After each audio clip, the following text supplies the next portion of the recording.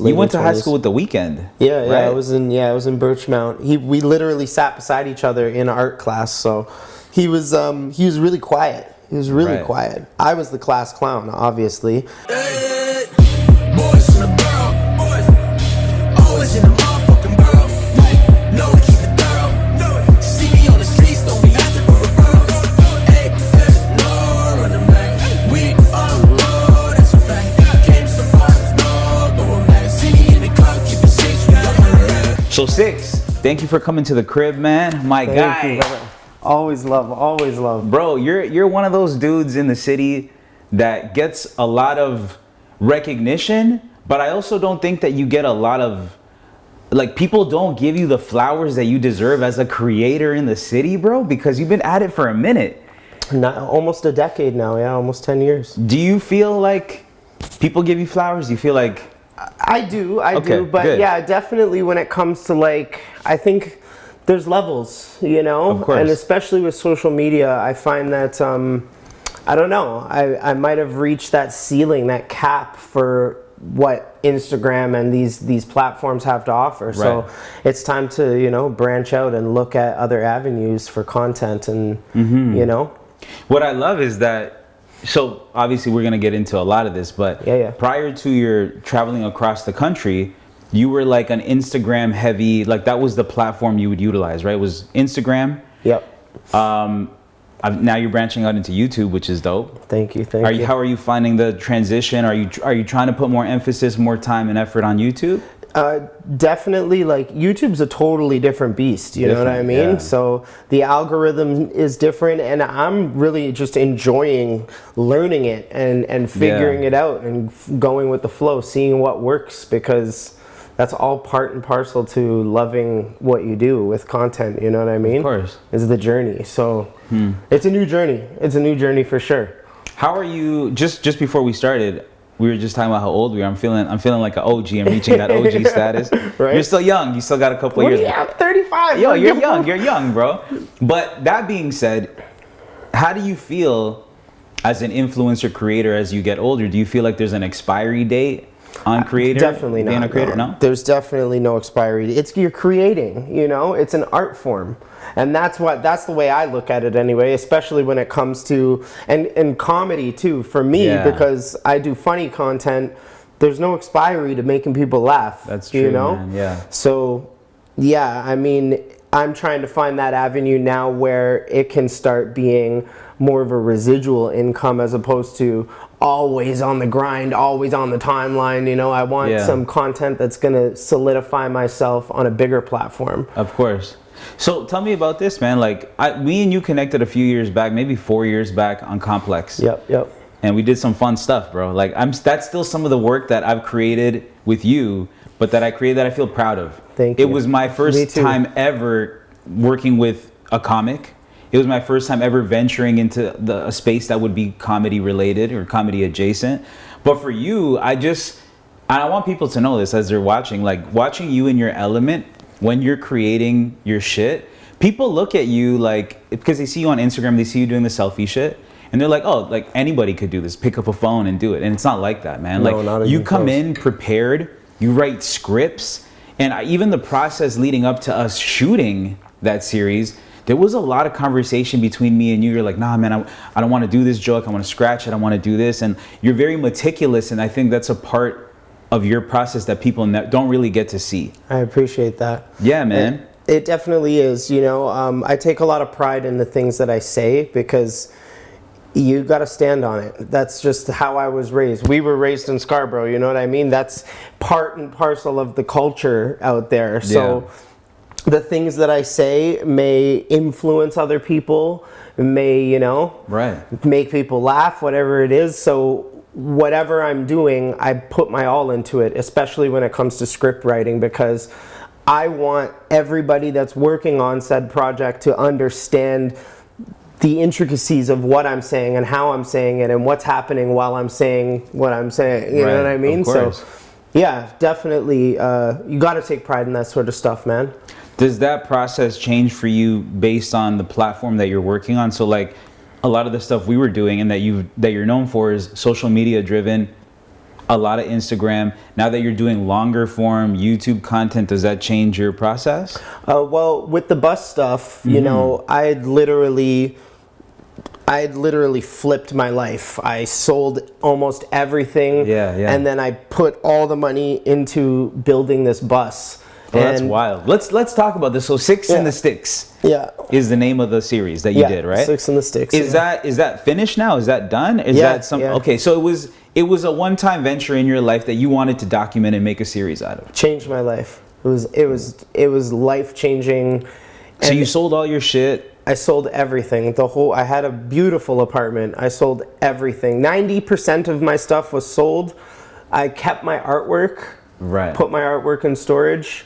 And then everything went into the bus. I built this bus, and I didn't just build a bus. I had a queen size bed. I had high-speed internet, dual monitor computer, 4-burner stove, you did it proper, a bathroom, running water. I had the works.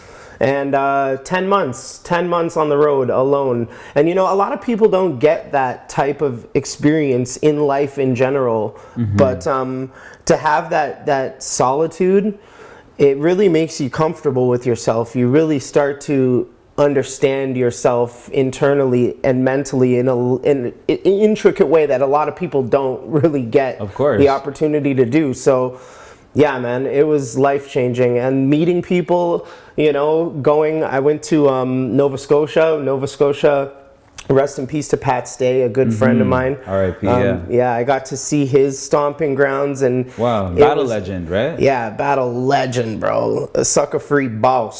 So, you know, being in that atmosphere and like being in that area was so rich in culture, and it felt so. Can we swear? Yeah, of course. It's so fucking cool to just, you know, I needed that word, you know. It was so cool to just experience like the real raw of like somewhere that I would have never thought would be so cool, you know? Right. And then from that to double back from Nova Scotia all the way to Vancouver, going across the whole country, I met tons of cool people, had tons of incredible like solitude experiences. For sure. And yeah, man, it was worth every penny. So the interesting thing is like you also did it alone. Yes, like you didn't roll with a team. You didn't No. bring a shorty with you. Like you just went dolo by yourself. To me, if I'm being honest and vulnerable with you, like that's the part that scares me. I don't know if I would want to do it on my own. And that's what I'm saying. A lot of people don't get to experience that level of like, yo, bro, being on a road in the middle of nowhere and the bus breaks down, what do you do? That's what I'm saying. That's wild. So what did you do? Because I know it broke down a couple times, right? I had to figure it out. Yeah, I had to force myself to figure it out. And that is what changed me and gave me a new outlook on how to handle problems, management of, you know, being overwhelmed or, you know, being scared. You don't have time for that. You have to focus your energy into solving the problem and creating a solution as opposed to, you know, breaking down and being like, I don't know what to do. Let me call. You don't got nobody. So how did you? Because I know I looked at some of your clips. Your bus broke down a couple times. Yeah. Sometime, like, did you ever break down in a place where it was just remote, like there was nobody around? Yeah. That's the scary shit. Yeah, I broke down in northern Ontario, like right near the border of Manitoba, and it was like the middle of nowhere. Like 5 miles in any direction, you're still hitting trees. Right. And it was crazy, but it was like I broke down in the most perfect spot. There was like a river over here, and there was deer walking around, like just wildlife. Right. So I spent 3-4 days just, you know. Did you consider you might have to start hunting for your food? Well, I got my supplies and stuff, but you know, I tried to do a little fishing, but you know, I didn't catch nothing. I ain't gonna lie. but yeah, no, it was a simple solution that I, you know, dwelled on for a few days, but I also, to my defense, I was in like the most beautiful remote spot that I was like, okay, my batteries are fully charged. I've got a full tank of gas. I got all my food I need. Let me just chill out and we'll solve this problem later.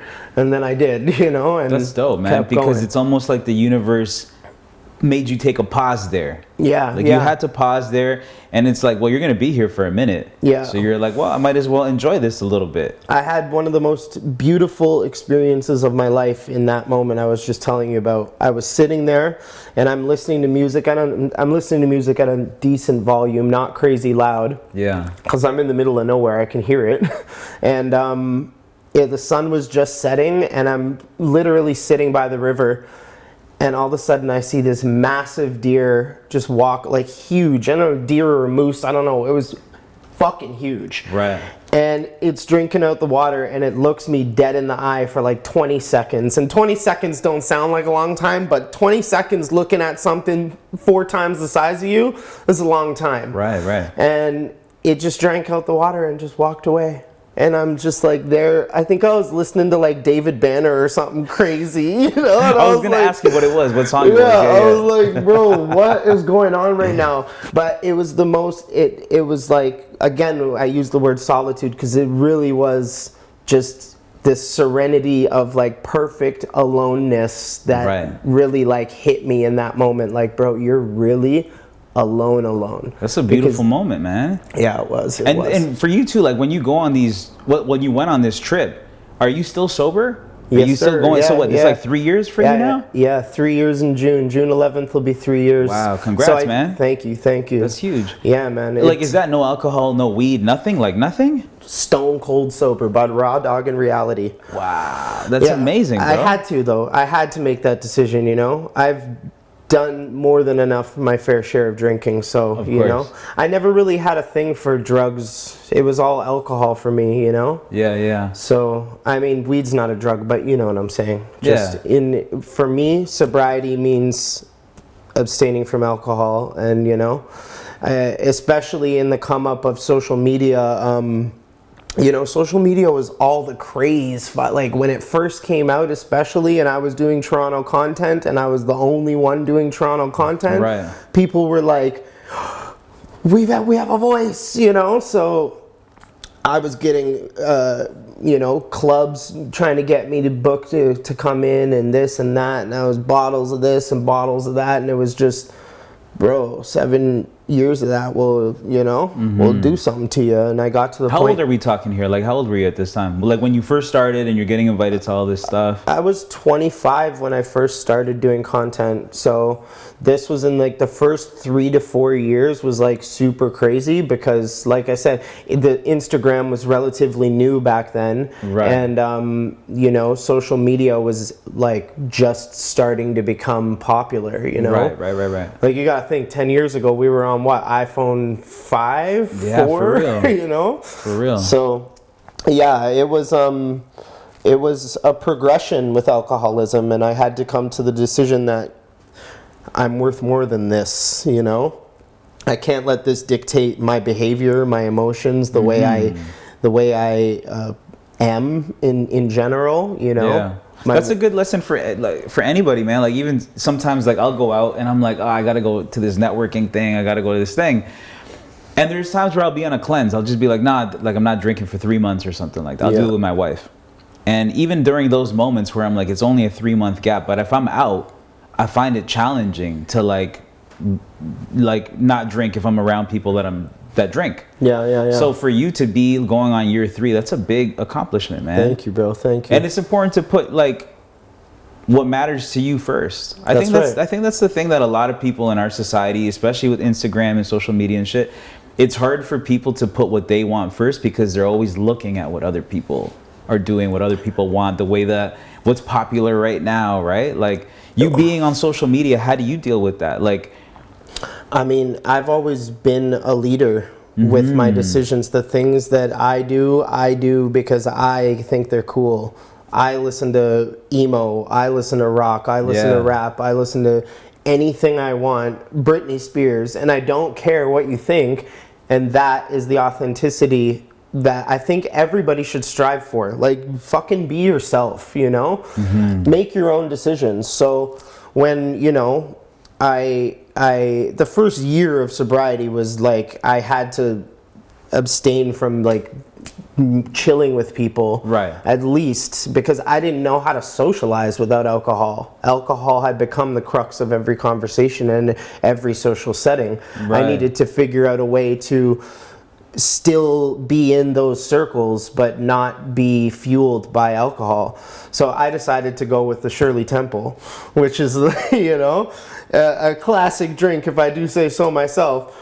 That was your go-to? That was my go-to. So now when I go out, I order a Shirley Temple, and people are like, a grown man ordering a Shirley Temple? That's crazy, but I don't give a fuck because it keeps me sober, you know what I'm saying? Shirley Temple? I get down with a Shirley Temple. Yeah, You see what I'm saying? Come on, bro. It's refreshing. You know what I mean? So, I mean, to answer your question, I mean, make your own decisions, you know? It's not always about the alcohol. It should never be about the alcohol. Yeah. You know?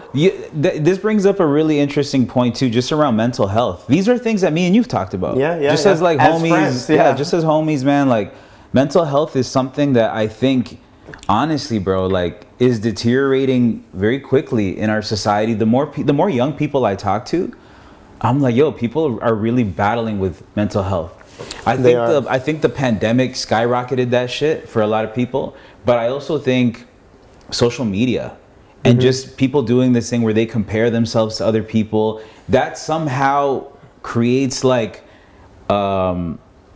it creates and I suffer from this too, bro. It creates in people's mind a timeline of how quickly you need to get things done, or you compare yourself to other people that you think are successful and you want that, and it just creates this like dichotomy that wouldn't have existed without social media.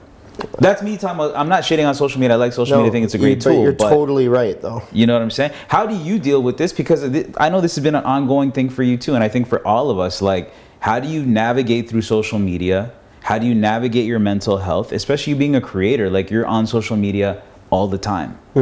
How do you deal with it? I mean, when it comes to, and especially the struggle of like, I have to get this out, social media, time crunch, like, bro, those things trigger anxiety for me too. Yeah, so I'm very much in the same boat, even to this day. I'm always like, how can I curate this and make it, and when's the right time to post things, and like, you know, it's all part and parcel to this platform, or excuse me, to the need of like greed for content. Everybody's trying to consume content, and you need to be there first. So I really don't have an answer to that as to like, how do I deal with it, because I'm struggling with it too, you know, and I'm trying to navigate mental health in you know, by, you know, staying sober and trying to well, sobriety is a good one right off the bat, bro, because imagine someone dealing with depression, then you're on social media, it's making you feel shitty, and then you go and you drink. And alcohol's a depressant. Just compound the problem. That's a fucking bad place to be in. That's a dark place. Right? So so your answer is sobriety, at least to a degree. That helps. Well, for me. For you, but everybody's different. Even some people are struggling with that exact same question, you know, being overwhelmed and flustered with like this make-believe timeline that you need to get things out now. That's more society in itself, you know, because everybody wants content now. Everybody wants to be first to the story. Everybody wants to be first. So that's just something that, I don't know, everybody is dealing with. And I think for me, how I handle it best is to try and keep sober and keep focused on what I like, you know. I'm going to post this on my time. I feel like evergreen content is a lot more lax in that aspect, where, you know, content will just live forever. I could joke about anything that is timeless, as opposed to something that's happening yesterday that I need to get out now because in 2 days it's not going to matter anymore, you know. 100%, bro. And I think that's great advice too, is looking at, especially for creators that are watching, looking at ways to create in a way that's sustainable. Because if you're just trying to cover what's happening in every moment, you're going to be behind. You're going to suffer mad anxiety You know, Yeah, you need a team for that type of stuff. Yeah, 100%. You need a team for that because one person can't be running around collecting all the stories and then setting up all the cameras and then doing all the editing, and then it's a lot. And I've done it and I've overwhelmed myself doing it. So I agree. I've also done it. I'm doing it right now to a degree. You know what I mean? But the reality is, I'm also using. I don't know how much I'm going to use of this in the interview, but give away my trade secrets. But I'm also using AI now to help. Oh, fuck it, I'll leave this in. So, bro, talk to me about that. Let me interview you about that. Well, I want to get your opinion on AI as well as a creator. But I'll tell you this, bro. There's this new thing. There's this new tech. It's an AI software that goes into your Adobe Premiere. It's an extension that you could download. You purchase it, and for a 3-camera setup like this, bro, it's like witchcraft magic. You just line it up. And it just goes, it edits it for you. Without you having to put anything on the timeline. Yeah, no, you put your 3 camera angles on the timeline, you sync it up. Yeah, but that's what I mean. But you don't have to do any cuts, nothing. No, it just syncs. syncs. It edits it for you. It syncs it for you, then it edits it for you. So this is, for me, I'm like, what used to take me to cut like an hour interview or something would take me hours, bro. Like 4 or 5 hours 4 or maybe. 5 and hours then you minimum. want, right? Minimum. Yeah. Now, bro, it literally does it in 60 seconds, dog. That's madness. 60 seconds. What would have taken me? I'll still go in and make tweaks and so I don't. I want to put my touch on it. Look for key moments and different. Yeah. But still, the overall task. Yeah. The grunt work of all that's all gone, bro. That's crazy. So that opens a lot of doors. Like if you think about time management too, especially with creating content. You got my gears turning now, bud. Well, I wanted to ask you, is there any AI that you've been using? And how do you feel as a creator, like with all the AI that's popping? Bro, people are using people's voices and shit. Like, how do you feel about, like, let me give you an example. So there's a piece of AI tech that I've seen. I haven't played around with it yet, but I've heard a lot of creators are starting to mess with it because you can upload your likeness. Okay? Yeah. Then you can use ChatGPT to make a script for it. So basically you're not doing shit. And then because you've uploaded your likeness, you 6 can be making videos and it's not you. But like you just feed it a script like, make a video about like talking about this and it'll fucking do it for you. Obviously it's just starting now, so it might not be hype, but it's gonna get better and smarter. Yeah. How do you envision this impacting comedians and comics and your content? I mean, when it comes to the content aspect, I don't know. Some of it feels a little bit too fake for me. You know what I mean? Like, I pride myself off creating, you know, and the computer kind of is a shortcut, which in some aspects I appreciate and do like time management where it'll clip something down for you really quickly. Right. And then I can just go through it and fix whatever I want to fix. But for full-blown creation, I think that's kind of technology would be best suited in video games, in the video game space, bro. Like, can you imagine it like full-blown AI or alternate reality? Yeah. You know what I mean? With that engine that's able to create things like that, it would be like literally like you're in the Matrix. Yeah. So like, you know, taking those types of things and putting them into, I guess like it's not a different genre. What am I thinking? Like a whole different lane. Virtual reality. Yeah, virtual reality. I think that would be the best place to use that type of technology because you could have the most fun with it, you know? And then it's not hurting anybody's career because they're making videos about so-and-so doing something to so-and-so or so-and-so's messages. Like it all just, I don't know. I feel like they're utilizing it in the wrong places. Right. It's interesting too because I think AI, you said the word compounding earlier, but it's compounding in the sense of how quickly it's evolving. Like that shit's just getting faster and like it can do more and more. So I think we'll start to see different ways that creators utilize AI. Yeah, and I think it's gonna like go in all different kinds of directions, bro. For sure. I mean, I've been using ChatGPT a lot too because ChatGPT is really powerful and really quick. You could ask it to say anything and it just like instantly, you know, like write me a show about Dumbledore cooking pies for somebody from Wu-Tang, and it'll Right. literally just start doing a Scary, full-blown bro. story. I'm like, convert this story to Old English, and it'll switch the story to written in Old English. Like, it's nuts. So, like, I love that kind of stuff because it's fun to create, because you can literally create with ChatGPT. Yeah, It's not yeah. just, you know, doing homework or little simple things, you know?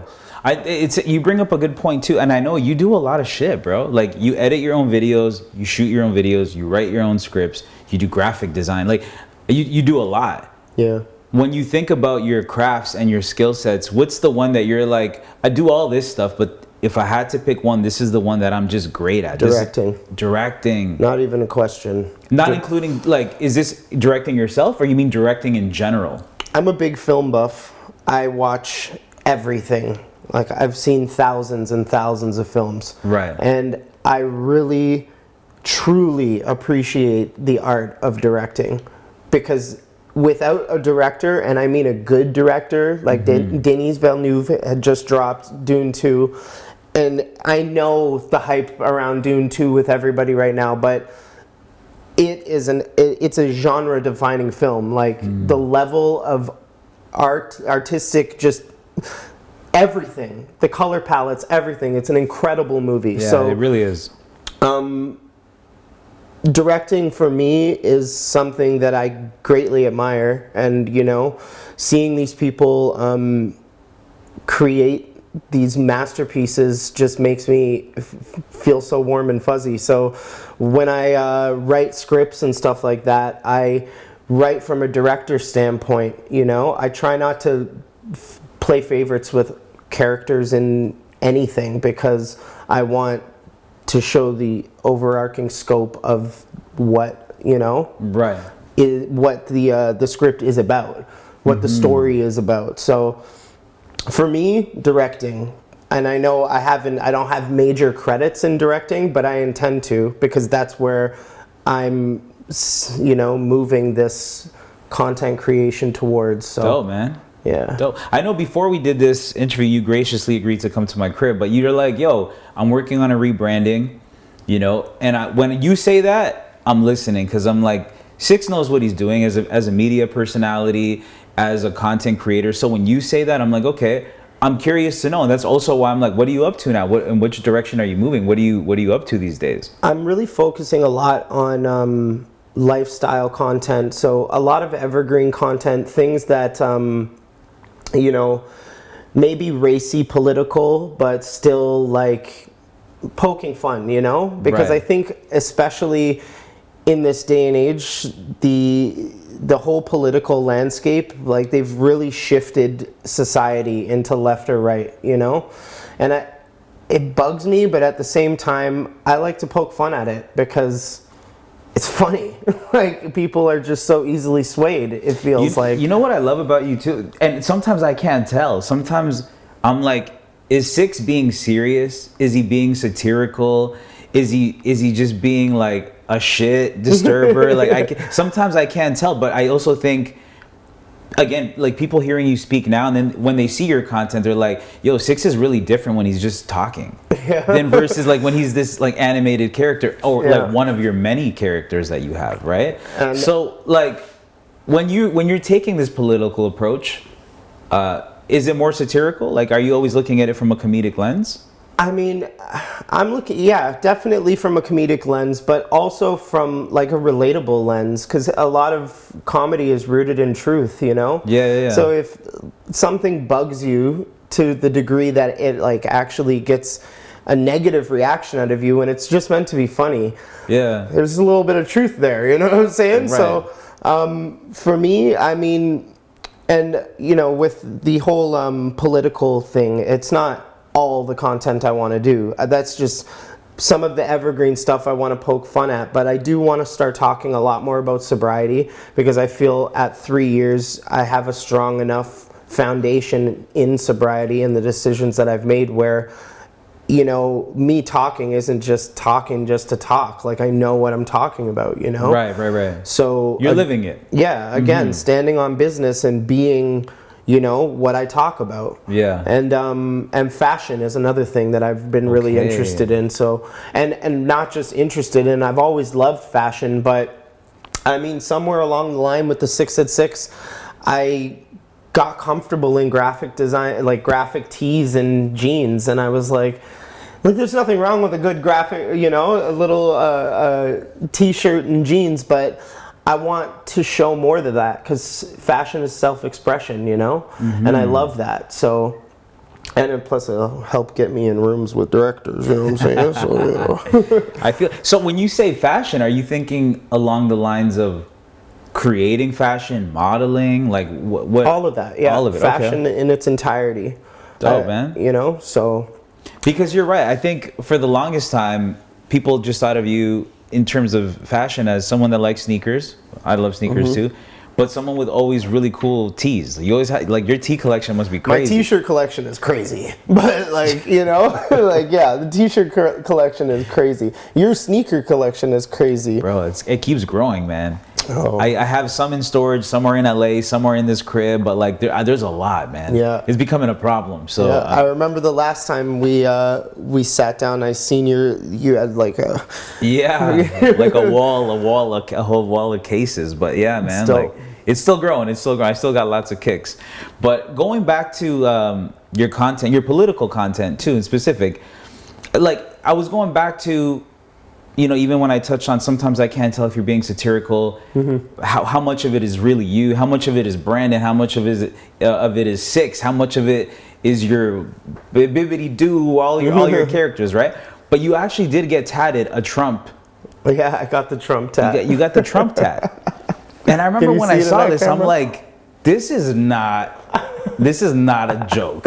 Like, Yo, I think Trump's great, man. I think he is definitely for the people, and I think one thing about Trump that really irritates a lot of you know, other political parties, right, is that he can't be bought. He's got enough money.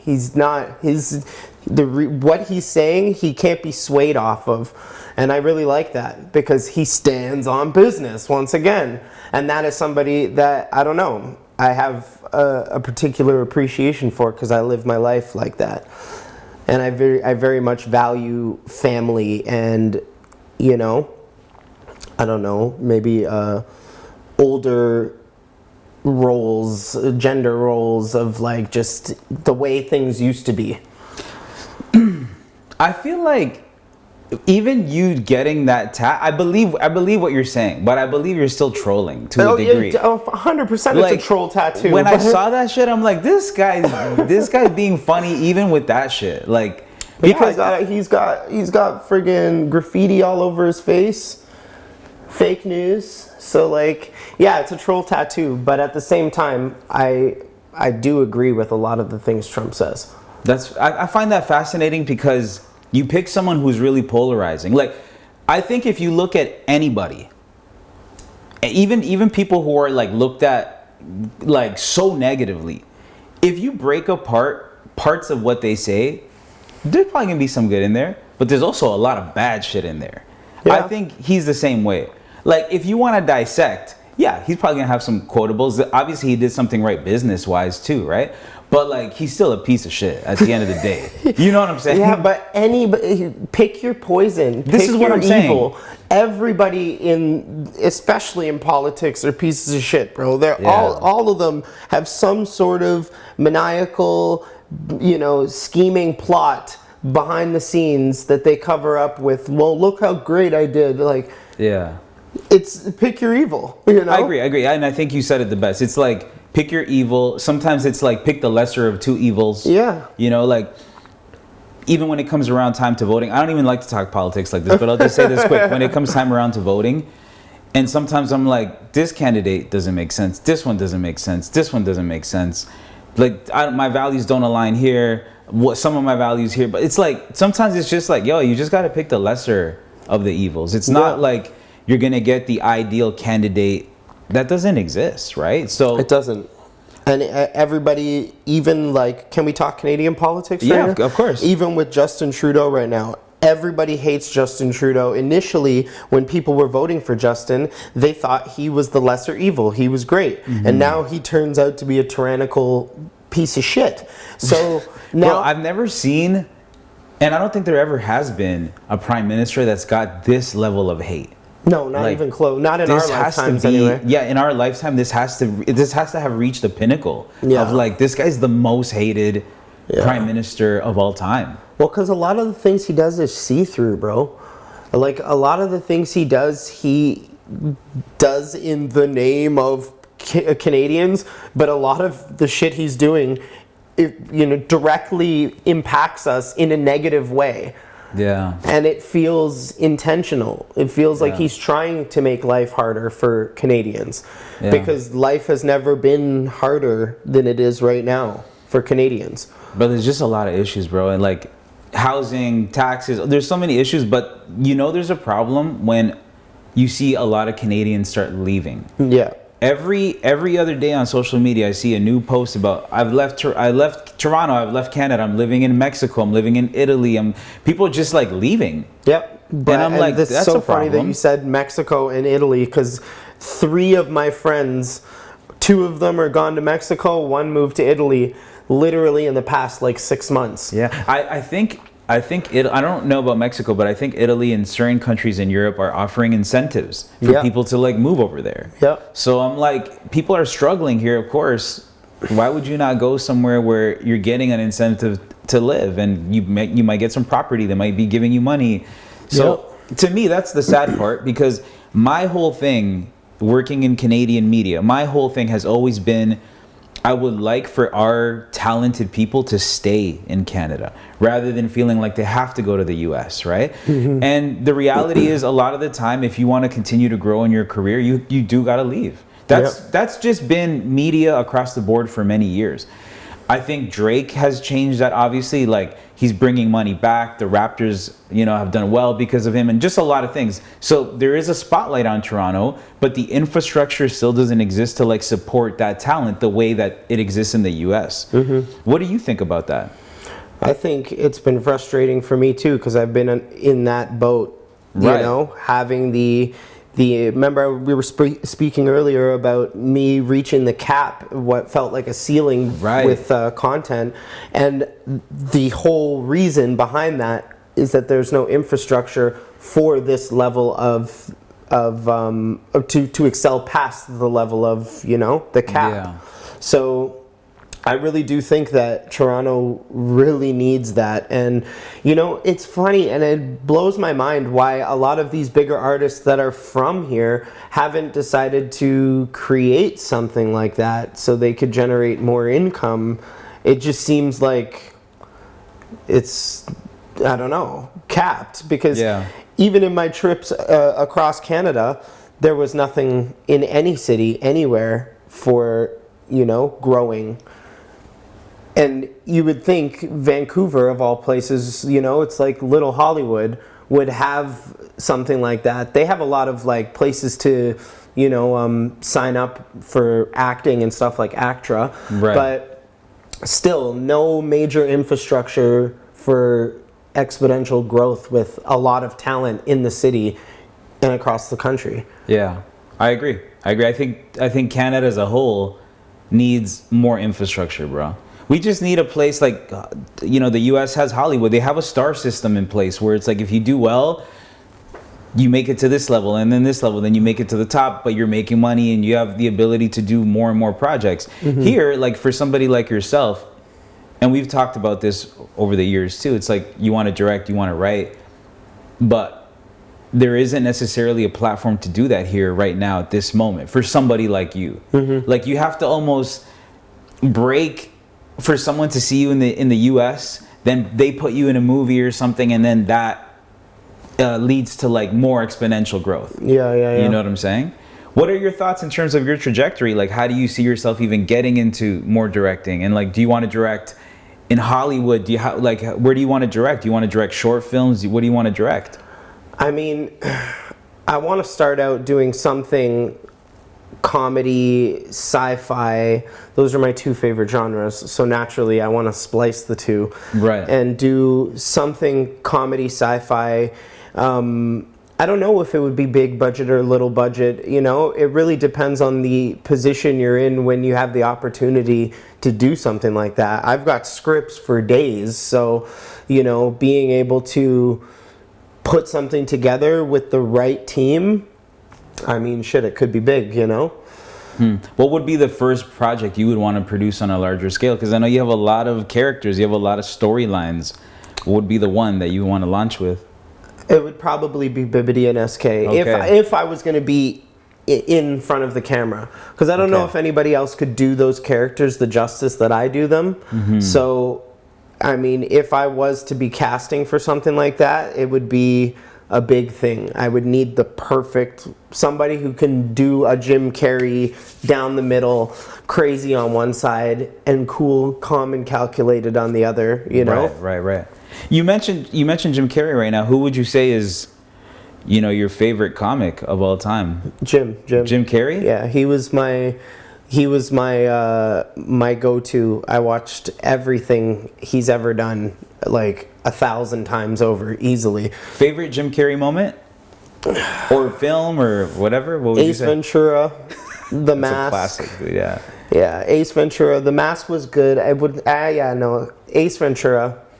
Ventura. Bruce Almighty was really good too. Bruce Almighty was great, man. But Ace Ventura Pet Detective 1 was wicked. It was just And so at that, good. yeah, when that dropped too, we were kids when that dropped too. He had 3 films that year that hit #1. It was Ace Ventura, The Mask, and The Mask, I think Liar Liar, I want to say. Okay, yeah. Bro, The Mask. Yeah. Also, even just in terms of graphics, that movie It was ahead of his time, for ahead sure. of its time, Yeah. bro. That movie was wild. You know, The Mask was supposed to replace Freddy Krueger. It was supposed to be a horror movie. No way. Yeah, a little secret background, you know. They were supposed to make it a horror movie, and then the what's it called? Studio. The studio, yeah, at the time was like, maybe we're going in the wrong direction with this, and then they lucked out and got Jim Carrey on, and then the whole script changed, and Wild, The Mask bro. became a comedy. Imagine that would have been a horror film. I think it would have been pretty sick. It would have been sick, but it's well, who knows? I would love to see it as a horror too, but it's just Right? such a classic, bro. Yeah, it's of a classic course, as a comedy. What I love about Jim Carrey too is not only is he funny and an amazing actor, but like in his later years, that dude's dropped gems, bro. Like quotables during interviews. Like he gets quoted a lot. Yeah. Just like on some intellectual shit. Yeah, he's a deep thinker for sure. Deep, bro. And then he painted, like, I don't know if he still paints, but he was painting for a while. He does a lot of stuff, you know. And I could see how a Scarborough man, 2 Scarborough mans are now looking at Jim Carrey as like, yo, he's like the Scarborough guy, bro. Yeah, he's the man. I rate him, bro. 100%. Other than Jim Carrey, who else do you put up there in your Mount Rushmore of comics? Of comics, I've got Bernie Mac, rest in peace. Okay. I love Bernie Mac's constantly aggravated and, you know, strong delivery. I love Bernie Mac, rest in peace. Rest in peace, He's yeah. the truth. He was the truth. And I think I got to give it up to Bill Burr because Okay. Bill Burr is so funny and he just hates everybody equally, which I think a lot of us can relate to in times, you know. And what Mount Rushmore got? What, 4 people? I think he's got 4, yeah. Let's call it 4. One more person, I would have to go with. It's got to be old Mike Myers, okay? Now, a lot of Mike Myers' new stuff is not up to par with his old work. His old work was brilliant. Like Austin Powers or even before? Yeah, no, Austin Powers. Okay, he was on fire back then. Yeah. But like the Love Guru and these new things. Right. I just, no, it can't be. It can't be. Another Scarborough man. Another Scarborough man, yeah. Come on, bro. Yo, I got love for my home, you know what I'm saying? That being said, talk to me about Scarborough, man. Like, I know you're an East End guy, but were you raised in the East End? I was raised in Bleecker. That's right. We talked about this. Yeah, and then I grew up high school in Scarborough, and then I moved back down to Bleecker in my early 20s. You went to high school with the Weeknd. Yeah, right? I was in Birchmount. We literally sat beside each other in art class. So, yeah, he was not at all the way I remembered him. Like, you know, it was he was really quiet. He was really quiet. I was the class clown, obviously, and you know, totally different person. But Abel's so sick. He's so sick and very talented and well deserving of where he's at now. Absolutely. So. Did you ever have an exchange with him during high school? Yeah. Like I said, I sat right beside him. So. Also, like you guys talked. Yeah, we always used to talk. I made him laugh, and you know, Miss Duffy was our teacher's name. Okay. And I was such an asshole. I wrote a petition saying, if Miss Duffy has taught us anything in this class, you know, like if she hasn't taught us anything, sign here.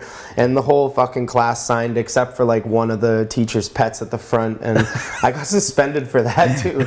You know, it was a dickhead move. But so you got able to sign this too? I had his signature on it. Yeah, before his signature was his signature. Right. That's hilarious, bro. Yeah.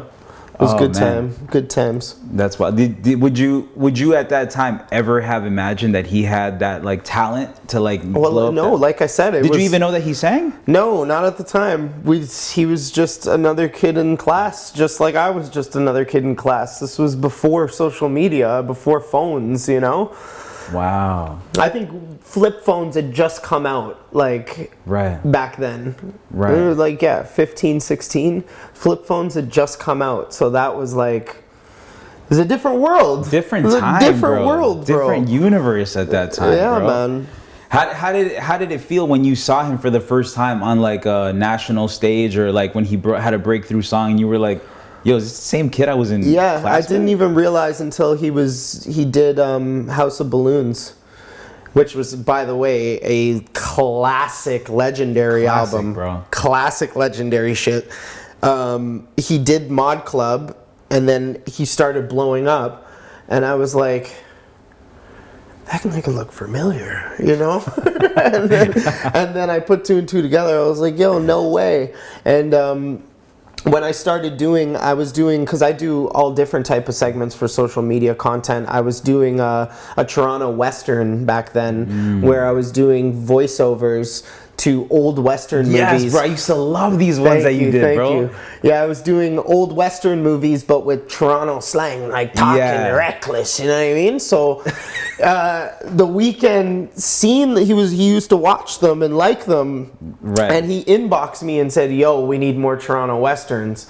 And I was like, yo, I didn't know if you remembered me. And he's like, yo, bro, we come a long way since Miss Duffy's, you know? So I got that love and that hum from him, which felt really dope, you know? That's fire, bro. Yeah, it felt cool to just have that recognition from one of the biggest stars in the world, you know? Of course, bro. But yo, honestly, those pieces are worthy of praise, bro. Like, thank you. I remember even just thinking, like, yo, the amount of editing and voice editing this guy must do for each of these pieces is crazy, bro. Yeah, I did it for the Western stuff, and then I started doing Star Wars when Mandalorian Season 1 came out, which was like at least more than 5 years ago now. Right. But anyways, it was, the Star Wars stuff blew up too, because it was cool to like recreate Star Wars sounds and then put Toronto Mans over top of it, so it really sounded genuine. Right. Because I would go from like a blank canvas, like muting completely everything and then recreating everything. I look for a lightsaber sound and I'd add it in the exact spot that it needed to be. You're almost doing like Foley work. Yeah, like right from the ground up. Wow, you're about to start dropping bags of potatoes and you know, you can get one of these microphones, you know. Yeah. Damn, bro, that's wild. But those pieces were fire, bro. Thank you. How many of those? I remember seeing 2. Did you do more than 2? Oh yeah, I did a bunch of them. I Okay. did probably more like 10. Wow. Bro. Toronto Western things, like probably about 5 to 10. And then I did some of the Star Wars ones and a couple other random ones just to dip my foot into other different, funny things. But What was your breakout piece, like your first piece where you were like, yo, I could be a creator doing this? The earliest piece I remember, correct me if I'm wrong, maybe this is not even your first, but I think you were in a Walmart or some shit. yeah, that was my first viral video. I Okay. sung The Lion King on the PA system. Yeah. That was almost 10 years ago now, man. That was Wow. that was before viral was viral. Young 6, bro. Like, even you look young in that too, I bro. do, But yeah, that was before going viral was coined viral, Right. Like I just saw the numbers. It was like 10 million views or something crazy on Facebook, and I was watching, I would like 50,000 comments, and I couldn't believe it. Like, what the hell is going on, Wild, bro. Yeah, so that was the start, but that was just me being a shithead, getting on the PA system and singing Lion King. So, But was that the first moment where you're like, Yeah. maybe I could do this yeah, for real? that was definitely like, bro, the dopamine. Let me tell you, again, before social media like found out like, oh, this is shit's addictive. We got to keep these motherfuckers on their Right. phones. No, back when I was watching like 600,000, 700,000 overnight, I'm at 1 million. Then boom, I wake up and it's 3 million. I was like, it was Right. crazy. So, That's wild. 10 years ago, bro. 9 years ago, almost 10 now. Wow, man. So let's go. I know you mentioned this before. In the city, were you the first to start doing like Toronto slang? Because I know it was you, Jay and Trey around that time. Yeah. What was it? Their Goon Squad DVD and all that stuff, which you were part of. Yeah, I was part of Goon Scrap. Goon Scrap. Goon Scrap DVD. Bro, that was hilarious. That for the city, that was a moment, man. Yeah, it was. Drake was involved in that video too. Yeah. But no, when it comes to Instagram, I was definitely one of the first people to start doing content. I know Marlon did Shit Toronto People Say like way back on YouTube.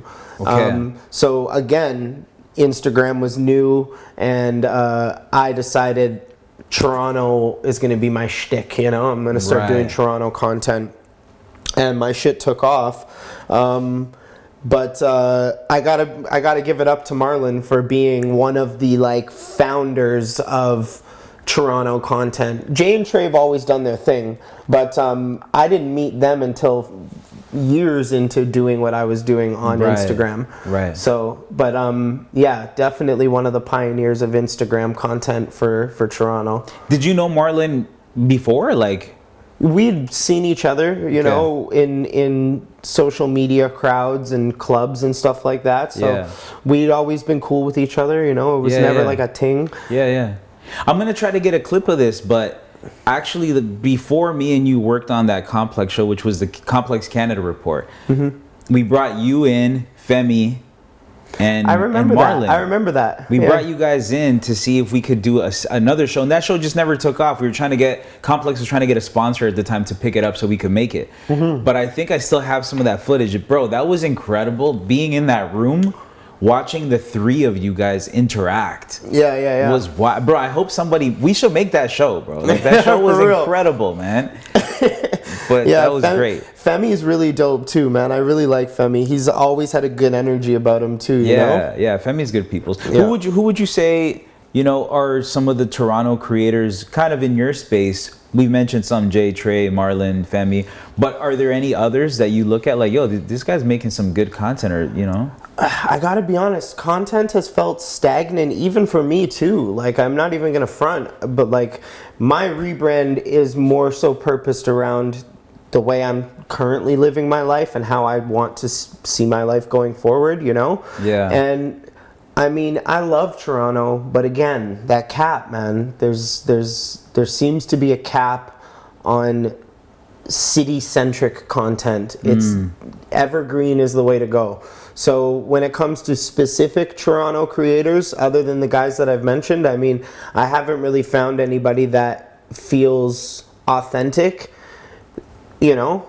And I mean, a big part of it is because you can only make jokes about the city so much before it's like, okay, Right. now what? So yeah, I get what you're saying. You almost feel like the content is like a box, and in order for you to grow, you got to start doing different You gotta kinds get of out content. of you gotta get out of the box, bud. Are you thinking of moving away from Toronto content? Well, like I said, you know, doing the evergreen stuff, talking a little bit more politically, a little more adult, you know, talking about sobriety. I'm always gonna pay homage to my roots and where I came from, you know, and I'm not just gonna forget Toronto because Yeah. I love the city. This city is part of me, you know what I mean? So, yeah, definitely going to grow. Dope, bro. I know you mentioned Drake and the Goon Scrap DVD. I gotta ask you, what's happening with Drake now? What do you think about the Kendrick and Drake? And I don't know if you caught the news. There was a shooting outside of Drake's crib today. I was like, wow. Like I'll say this before you answer. I love hip hop. I'm listening. The floor is yours. I love hip hop, and I think battles and rap beef and diss tracks have always been a part of hip hop. I think it's dope. But when it gets to this point where now there's been a shooting, I'm like, come on, man. Like that's Yep. And see, there's so many layers to this. Are we doing this? Let's do it. Okay. I would love to hear layers to this. I would love to hear your take on this for sure. Well, Kendrick's saying a lot of shit that either has been confirmed or is loosely like there's more to it than meets the eye, you know. I don't know if you're familiar with Ab and Preach. No. They're two big YouTubers in Toronto. Huge platform. Okay. Dope. I'm gonna check them out. 250,000 views in the past in 3 hours about this Is Drake a Predator video. Oh, okay. And they're talking about Drake seeing multiple underage girls and being like cool with them. But like, you're 29 years old talking to a 14-year-old. Why? There's got to be more to it than that, because what are you mentoring this young girl? Like, what's the reason, you know? Right. And they got a point. That doesn't mean he did anything. However, why? Simple question. So when Kendrick says that type of shit, that's a big fucking accusation. That's a big accusation. Big accusation. Yeah. And I felt like, especially in Drake's last song, the one he just dropped like literally yesterday, I can't remember what it's called. It's got Dave East as the cover art. Oh, I didn't even see it. You haven't heard the recent... Are you talking about Family Matters? No. There's he dropped another one last night, bro. Bro, See what I'm talking about? This shit is I can't even crazy. keep up, bro. So it's another diss track? He dropped another diss track acknowledging all of these allegations. What? Yeah. And he's like, I'm too famous for the shit that you're suggesting. I could never be a sex offender, da-da-da-da-da. But then he said, this Epstein angle was the shit I was expecting. Why? Oh, yeah. Why would you be expecting that? Sorry. I'm trying to... Let me pull this up because I did hear this song. I'm just trying to hear what it's called. But go on. Yeah, so I'm thinking to myself, like, I don't know if Kendrick positioned him to talk about it and put himself in a bad spot, or if Drake said something that was taken out of concept that puts him in a bad spot. Yeah. But it just looks bad. Because then you start thinking about all the times like Millie Bobby Brown from Stranger Things saying, oh yeah, Drake, he's such a good friend. We've been texting you, he's telling me that I miss you and da-da-da-da-da. Like, she was 14, he was like 29. Why? And then there's another model and she's like 15 and he was 30. And it's like, why? So it just makes it look bad. You know? So the track is called The Heart Part 6. That's the one. That's what it's called. That's what it's called. But the cover art is in Instagram-like. Yes. somebody. Dave Free. Dave Free, excuse me, I didn't mean Davies. It's apparently the guy who he's claiming is maybe the father of Kendrick's baby mom's kid. Yeah, so like... Kendrick's kid, yeah. And then again, of course, you know... So you're asking yourself why, and I'm feeling like this is getting a little too deep. You know what I mean? Mm-hmm. And then on top of that, now somebody got shot at Drake's house, and Kendrick was talking in the last track about there being a mole in OVO, about somebody that's giving away secrets, and now somebody gets shot in front of Drake's house 2 days later. It's getting a little bit too much, you know? Yeah, so it's interesting too, just because there's a lot of allegations being thrown out, but there isn't, I don't think, any hard concrete facts on either side. Like, that's what I'm saying. Why? I'm asking why, because there's a lot of things Drake said about Kendrick too. For sure, like he's beating he's a woman beater. He's beat his wife and stuff, but I don't think there's any proof of that. At least none of that's come out yet. So. And the same thing you were saying about Homeboy possibly being the father to Kendrick's kid. Again, like, there's a lot of shit being said, but there's no concrete evidence. But it feels like there's all... So here's a question for you. And, like, the era of hip-hop that we grew up on as well, right? Like, we're used to rap battles and seeing that through the ages. Does this feel the same? Does this feel in line with what you believe hip-hop culture is? I will say I've missed it. I'm not going to sit here and act like I haven't. I mean, I don't ever want to see anybody get shot in violence. I don't like that, and nor do I represent that in any of the things that I do. Same. Throughout content, my life, what I stand for, my values. I'm not into that. However, hip-hop and rap used to be about competitive spirit. It used to be, I'm the fucking best and you're not, there's no way you're better than me, and people start having problems, and then they're rapping and it's who's better fundamentally when it comes down to the art, when it comes down to presence, when it comes down to delivery. Like, these things were the heart and soul of rap. Right. And they've been stripped for making money and, you know, looking good on social media again. So I can't lie when I say I have been thoroughly entertained from the past week, because they've both dropped some fire against each other. Yeah. And for the fundamental foundation of what this fucking genre was built off of, absolutely, I'm having a good time. Are you? I think from an entertainment, point of view, it's entertaining to see competition. It always has been. That's why people love sports. If you look at hip hop and you look at this element of battle as a sport, it's entertaining, bro. You're seeing two of the best, two who are at the top of their game, go at each other in a way where this is how it's been done throughout the years that hip hop's ever existed. So it's dope. But where it starts to get ugly is when, like, it's almost like cancel culture allegations.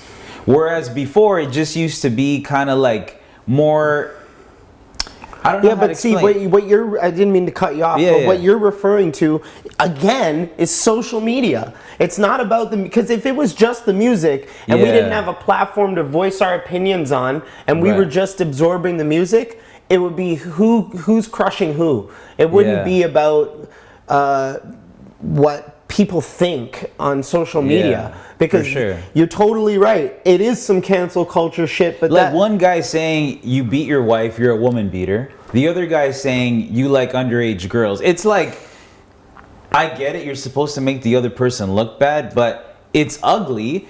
But then again, it's like, but maybe they're telling the truth and it's worth looking into deeper. And then it just turns into this whole other thing that I'm like, yo, it's wild, like what you're saying, the way that social media today can ignite something into something that it wouldn't have been before. Yeah, well, right? I mean, social media has been the catalyst of what connects everybody to each other now. It's like the foundation of communication now. Yeah, absolutely. So, yeah, it's natural that this thing now is where everything goes to, and it's fueling the fire. This is what I hope. I hope at a base level that both allegations are false. Oh, yeah. I really hope, like, just on a naturally. human level, I hope that they're both false and they're both just throwing jabs at each other for the sake of entertainment, and maybe they're like, you know, talking shit. And the shooting at his house was just a coincidence? I don't think, I think it's, you know, looking in at the situation and what's happening in this climate of the battle, it almost seems like it would be related. That's what I said. That's what I said this morning. But it might not be. We don't have all the information yet. What I did hear and read on a quick little post someone put up was that it was a bodyguard or it was a security that got hit. And I was reading that the OVO store in London got vandalized today or last night too. So, you know, all prayers out to that security guard. Yeah, and I absolutely. hope he's okay. Apparently it's not life threatening, so hopefully, you know, he pulls through and it's all good. And shout out to his family too. You know, hopefully, you know, it's all good on that end. But I don't know, bro. This is the part of hip hop that I don't like to see. I don't want to see another Biggie and Tupac. Yeah, absolutely. You know? God I don't forbid, want to see that. because we've lost so many completely wicked and fully talented MCs to that type of shit. Yeah. And it just feels like it never ends. Like, even if you're thinking about, like, Toronto artists that have passed from the same thing, from gun violence. 100%, bro. You know? Smoke Dogg was a friend of mine from years back. He's been gone for a long time now. Right. But, like, it just feels like there's no end in sight. And it's really unfortunate that, I don't know, that rap seems to ignite that sort of part of life. The violence that is so, it doesn't have any correlation. There shouldn't be. There really shouldn't be. It's like sports, bro. It's like if one team beats another team, they're not gonna go shoot each other out. Well, hopefully not. I'm sure there's been cases, right? There's some crazy shit. These football fans, they're nuts, bud. Fair. Yeah, some fans can definitely take it overboard, and I think there have been cases. I'm from El Salvador. And I know there was one World Cup where the goalkeeper did so terrible that when he got home, they machine gunned up his whole crib. And this is in El Salvador, Sorry, I shouldn't laugh at that, but that's just crazy. But yeah, so I can't say that there haven't been any instances in sports where that doesn't happen. Mm-hmm. But for the most part, you see a lot of sports games and there's competition and then people are able to, like, even shake hands at the end of the game and go their separate ways, right? I would like to see that in hip hop. Mm-hmm. I would like to see that even in this case with Kendrick and Drake. But the issue becomes also, when you're playing sports, there's a time limit to this game. Mm-hmm. There's like, okay, you're going to play ball. There's 4 quarters. Someone has to win in this game. There's the playoffs, whatever, but there's a time limit. There is not necessarily a time limit for diss tracks. It's like somebody has to eventually bow down and be like, all right, man, like I'm out, I'm done. Mm-hmm. Or it just continues to go. And I think that's also maybe something where it's like, how does that, who decides who's going to win? Like right now, I read Rolling Stone say Kendrick is winning the beef. Yeah. I'm like, I don't know about that. Yeah. I don't know about that, especially after the song The Heart Drake dropped 100%. The other night was so And they actually included that, I think, as part of their assessment. So I'm like, after The Heart Part 6, I think Drake is winning. Plus, yeah, so he's also saying, yo, your last 2 diss tracks are irrelevant because we fed you fake information which you base your whole tracks off of. Mm-hmm. So you have, those tracks don't even matter, basically is what he said. Yeah. So I would say on a beef tip, Drake is winning. But Kendrick could come back. Then Drake could come back. Like, when does it end? Drake did say at the end of The Heart that, you know, I'm tired of doing this, man. Like, I'm done doing this. So he did say that at the very end of the song, which kind of like may finalize his side of like responding. But I don't know. I guess we'll see, right? Because technically Kendrick has the floor right now because Drake dropped last. Yeah. So if we're going by back and forth basis, so I guess we'll see. But I mean, I don't know. Okay, aside from this, incident of the shooting, which is unfortunate. But just on a musical tip, who would you say has won the beef? I mean, for me, I think Drake, because Drake just sonically sounds better. I think he's more, Kendrick is super lyrical, but I think Drake has a particular way in writing his lyrics to where his bars just hit harder. Yeah. And I really appreciate that as somebody who really likes bars, Yeah, for sure. There's something battle rap-esque about Drake, especially in these past couple of songs that I really like. So for me, I think it's Drake, but that doesn't take away from Kendrick, because I still Kendrick is spitting some crazy shit, and Kendrick is extremely talented too. So yeah, I agree. I'm not taking away from Kendrick at all, but it may seem kind of biased coming from men like Six, you know what I'm saying? So I mean, whatever, bias, let it be biased, bro. I think Drake is definitely after the last release in the lead right now. I agree. Subject to change. Subject to change. Yeah, that's the best way to put it. Subject to change. I agree. I think right now Drake is winning. Is there a bias there?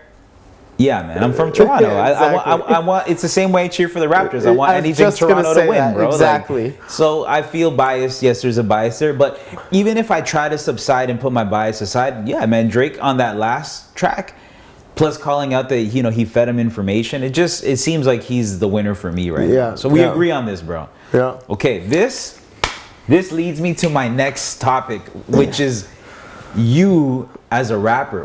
I don't know if you remember this. We've talked about this, but when BET Freestyle Friday came to Toronto, I was on that project. So I was a producer. I was a DOP on that. Yeah. And you were one of the guys that came through and spit bars. Yes, sir, I did. So I don't know if people know this about you, because you don't show too much of your music or the fact that you even rap. But talk to me about that side of Six that people don't really see. I grew up on rap, I've loved every genre of music, but there was a time for many years that I was writing and in those rooms and in those circles, doing open mic nights on Spadina and shit, and really a part of the rap circuit, the underground rap circuit in Toronto. Right. And I love it, and I can still write. I'm extremely talented lyrically, thank God, because I just write. I like writing, and I love the English language. That's why I pride myself on my vocabulary. So yeah, writing lyrics has always just come second nature to me. So I mean, I miss it, but I don't know. When social media came out, it kind of took me down a different path, So the music kind of took a back seat, and it always has. But I still write to this day music. Like if I'm thinking about something or I hear a beat, exclusively hip hop or all genres. Everything, yeah, everything. But I think I'm a better lyricist than. I can't sing a country song very well, but I could write one because I understand the format. You gotta drop some country trap, bro. You're not ready, bro. You're not ready. I could see you doing something like that too, bro. Like a cross genre. I really want to start like a punk emo rock band, like something punk emo. Yeah. But with some lyrics, like Linkin Park did.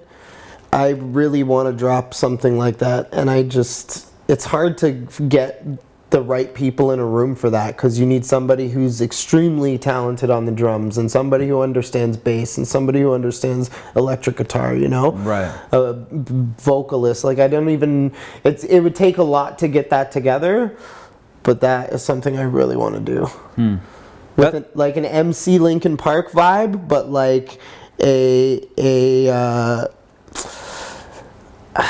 what am I thinking of? Like a Sum 41 sound from back in the day. Okay, yeah. You know what I mean? Yeah. With that Linkin Park lyricist and Offspring guitar, it needs to be a thing. It's got to be a blend, but I can see it. Dope, bro. I hope I see you get back into music, whether it's hip hop or cross genre, punk, whatever. I feel like you should pursue that too. Thank you, bro. Yeah, Do you man. think there should be an age gap on music? Specifically, No, I hip-hop? don't. No, I don't think there should be an age gap on anything. Anything that's creative, I don't think there should be. But unfortunately, in the industry, if you look at it, it seems like there is. Right. It just seems like there is. But I don't. Like, at what age do you stop being creative? If that age ever hits, maybe that's the age there should be a limit on it. But as long as you're still able to create, there shouldn't be a limit on it. But I agree. you know what I mean? But that's not to say that's the way society treats older artists or someone trying to break into an industry later in life. Anything's possible. I may start a rock band. You never know. Bro, I'll be in it, bro. I'll be your drummer or something. You can drum? No, I can't. I just made this shit up, bro. He's talking shit. Yo, I wanted to ask you this other thing because we're talking about musicians too. Yeah. And you've talked about this, but there was this thing with Cardi B and the tattoo. Yeah. Right? Yeah. Tell me about this story because I was doing a little bit of research on you quick before you came in too, and I'm just like, what's this Cardi B thing that popped up? And I'm like, oh yeah, Six told me about this. Yeah. So I was on the cover of Cardi B's first mixtape. Yeah. And I mean, TMZ was calling me about this, like, oh, can we get the story? Like, is that you on, the cover of Cardi B's album? So at the time, my back piece, my tattoo wasn't fully completed. So I was in the Denali with Cardi, whatever. We had our little fun and we were taking pictures and shit and drinking and, we were doing. This was back in your drinking days, clearly. Yeah. So this was, this was a while back. So whatever's whatever. We get all the pictures and shit, and I guess the management team wanted to switch the tattoo, which I don't blame them because my tattoo it was fucking half completed. So they used Photoshop to put a different tattoo onto my back. Which just seems like, for you or I who know how to edit, that seems like, well, yeah, For sure. no problem. Well, TMZ never seemed to fucking understand that, and nobody in the States seemed to understand that because people were blowing my inbox up when Cardi started getting sued by Kevin Brovey or whatever the hell his name is. So for people listening right now, the issue was this guy that you just mentioned, I don't even know his name, but there was a lawsuit going out against Cardi because the guy was saying, that's not me. No, he was saying, that's my tattoo, and it's used in such a way that looks provocative and it's embarrassing for my daughter and yada, yada, yada. And she told me that it wasn't going to be used like that and I want $5 million. And everybody thought I was the one suing Cardi. And I'm like, well, fuck, I cracked a bottle of Hennessy and some Coronas with her, you know what I'm saying? We was fucking around in the back of a Denali. I was having a good time. I'm not suing her, you know what I'm saying? So, yeah, everybody couldn't seem to understand that they used Photoshop and they took somebody's tattoo and put it on me, and that guy was suing her.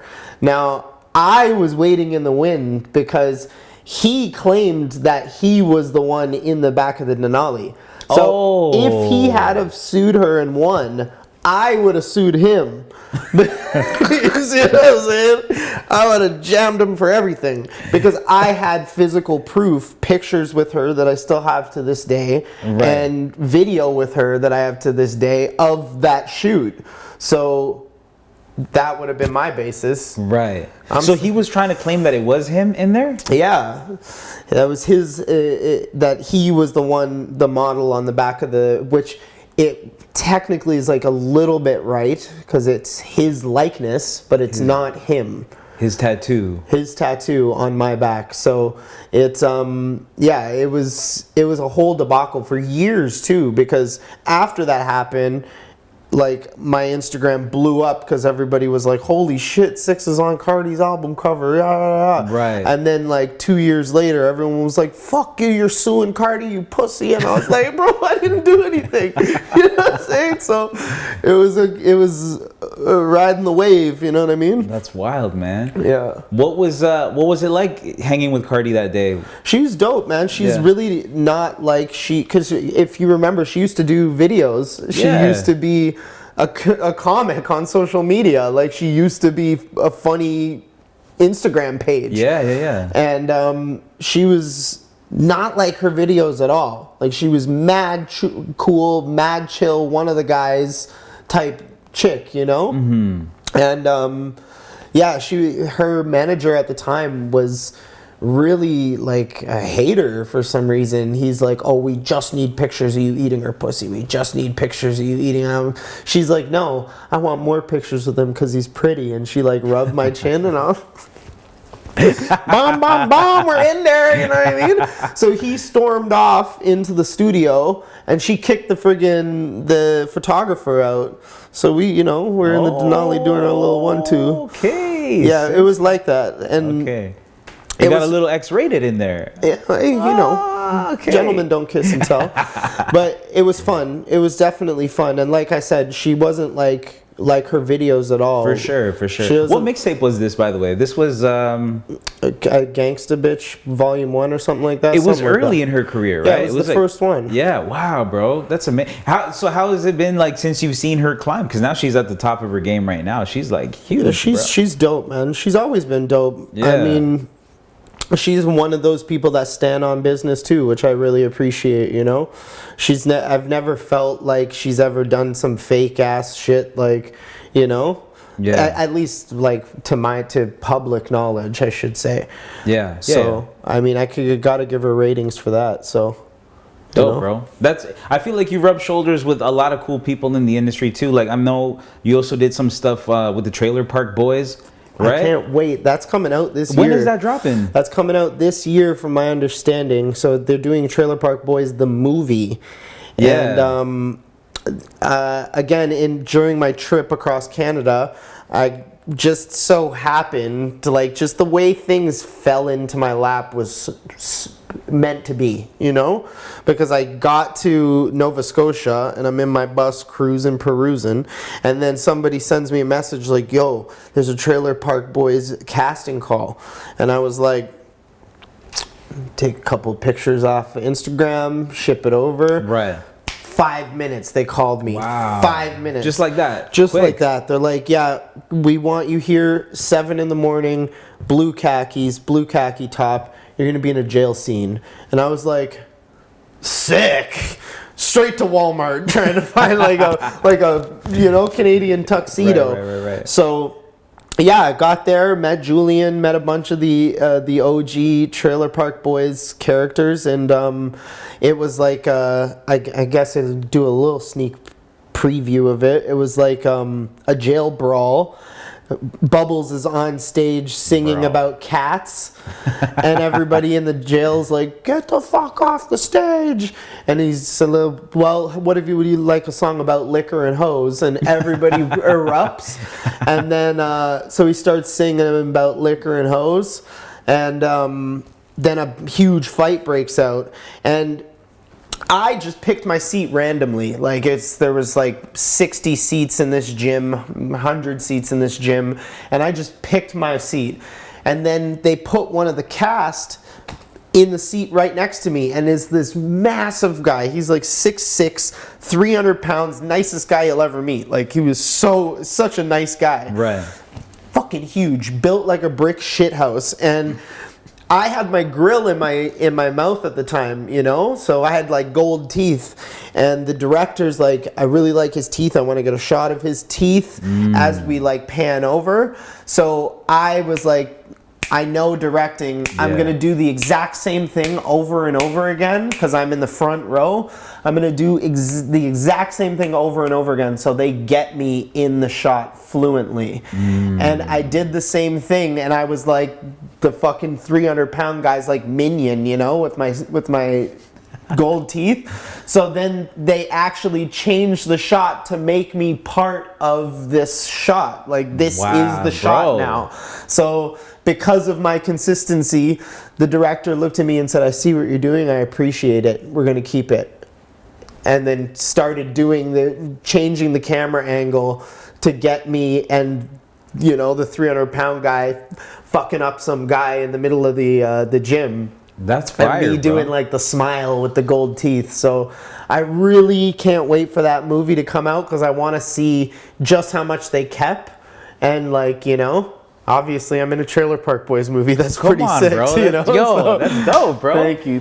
And I like that, bro, because again, as a creator and through your director kind of eyes, you were able to know, like, man, I'm gonna do this and make sure that I guarantee my spot in this film. Right? You know, that's dope, bro. Yeah, doing the same thing over and over again. Like the director knew, like, Yeah. I see what you're doing. You're making it easier for me to cut. Yeah. And I really appreciate that. Exactly. Because not everybody in the gymnasium had experience being behind or in front of the camera, so they didn't, you know. Which is cool because that's what you get when you have a casting call. You know, you get 60 people coming in For sure. So it was cool to. It wasn't even about the money for me. I just wanted to be in Trailer Park Boys because that's Canadian legend shit right there. Of course, bro. You know? I want to ask you. We're gonna wrap up soon. I have some rapid fire questions for you, but before, I want to ask you about this trip. Obviously, we've talked about it throughout the whole time that we've been here, but what was the most impactful part of traveling all of Canada for you, man? Like, even when I called you and when we were sending messages back and forth, you were like, bro, this trip changed my life. Yeah. And I think what changed my life was the only being able to depend on myself in you know, when shit hit the fan and I was stuck somewhere, I had to figure it out. And having those bits of time alone, weeks at a time, where I wasn't, you know, on the phone or hanging out. Like, I play video games in the middle of nowhere and search around and build fires and just figure things out. So it was like, it was life-changing. It was a complete solitude and just, what's the word I'm looking for? I had this feeling of connection with myself that I never experienced before. Because being in the city, you can be so bogged down by so much hustle and bustle, by so much, you know, deadlines, phone bill, this bill, that bill, so much happening in the city all the time that you just forget that there's such simplicity to life sometimes, you know? Yeah. That's true, bro. Yeah, It's almost like being present in the moment rather than allowing all the other things floating around take away from that moment, right? Yeah. That's fire, bro. It was a beautiful feeling to not only be living it, but be like successfully living it. Like I was completing goals, you know. A window exploded while I was driving. I pulled over, I boarded the window up, I sealed the window closed. Now I've got a problem I need to handle. I need to get a new window. And it was that simple. That was life right there. Like, I was driving into the country with no direction, just going wherever I want. Now I got to fix a window. Fix a window, might as well get some groceries while I'm at it. You know what I mean? Continue driving. Do you recommend that experience? 100%, but it's not for the faint of heart. It is not for the weak, because that's one thing you're going to learn. When you're in the middle of nowhere, you can't call anybody to help you. You have no options except yourself. So bring a tool case, understand when shit hits the fan, you don't have anyone to lean on, and just enjoy yourself, you know? Try to just get the most out of it, because it'll change you as a person for sure. Wow. I did it for 10 months, and you know, for about, realistically, 7 of those 10 months was like just the best. And then there was like a stagnation after the bus really broke down where I couldn't fix it alone. Yeah. That was a couple of months that I was like figuring out, okay, I'm stuck in Vancouver. I can't drive. I need to figure out what I'm going to do, you know? So that was hard, and I don't recommend that for anybody, obviously, because being stranded sucks. Yeah. But I figured it out. Amazing, And bro. I'm sure you could too. I'll probably see if I take a little road trip just based on your experience. I'm not doing the whole country, bro. That's a crazy commitment. But look, bro, let's get into some of these rapid fire questions. First, the 6. Hit me. It's I gotta know, what's your favorite food spot in Toronto? Favorite food spot right now? Everything's switching so quick, man. That's true. That's true. I don't know if any of the spots that I liked are even around anymore. Well, give me a classic then. What would be your go-to back in the day? What's that burger joint on Spadina and or excuse me, not Spadina, on Sherburne there? Sherborne. Actually, you know what? Square Boys. On Danforth? Pape and Danforth. That's a classic, bro. That's a classic. That's a staple in the city. 100%. Favorite rapper right now? From the city or just in general? Let's say from the city. Yeah, give me one from the city. I mean, it sounds so stereotypical. Drake. It's got to be Drake. Give me an up-and-comer. Up-and-comer. No, too much politics. Too much politics. Nope. Drake. Okay. Favorite city in Canada? Because obviously you saw the whole country, or most of it, I would say. Favorite city? Yeah. Favorite city's got to be Dartmouth, Nova Scotia. In one word or a very short sentence, tell me, what's the future of social media? Oh, God. I mean, I hope consumerism. It's consumerism. Future of comedy. Future of comedy. Bright. Last one. How many tattoos do you have? I lost count at 160. Holy shit, bro. Yeah, I'm getting covered now. Damn, bro. Getting covered now. I'm sure people ask you all the time, but what's the most painful spot to get tatted on? Cuticles. And collarbones for me. Damn, bro. Cuticles and collarbones, because there's no skin there, you know. And the head was spicy too. Back here was spicy, bud. So anywhere there's thin skin, spicy. Damn, bro. I'm trying to get both. I have this. I'm trying to get both sleeves done, but sick. That your shit is crazy, though, bro. Legs and everything, right? Yes, sir. Yeah. Damn, bro. Yeah, How many more are you planning on getting? I want to get covered, so I want, like, this arm is completely, this is a quarter sleeve here, it's completely done. So I need to finish up here, and then I'm going to start doing cover, because this was a big cover up too. Oh, okay. So this used to be a whole different thing. So I'm going to do the same thing here and cover up. So will you ever get the Trump covered up? Oh, no. I was like, I'm covering up to here, this area, like this. No, I know. I'm just trolling. No, we're keeping Trump, bud. We're keeping Trump. Cover that Unless he presses the button, we're keeping him. My guy, thank you for your time, bro. Thank you for coming by the crib. Always love, bro.